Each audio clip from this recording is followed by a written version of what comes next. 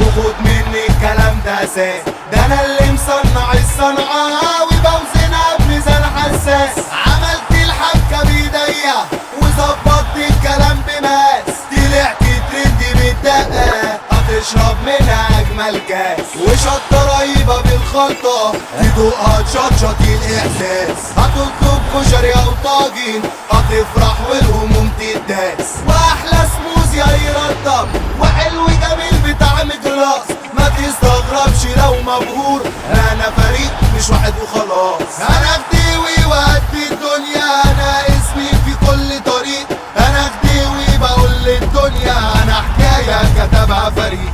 ولينا رسالة شايفينها وحلمي ليك باسم عريق، واكدنا الكلام بشعار يعيش العمر بين الناس، ودايما بينا بنعيشه وبنقوله بكل حماس. الخديوي وجبة أبدع فريق.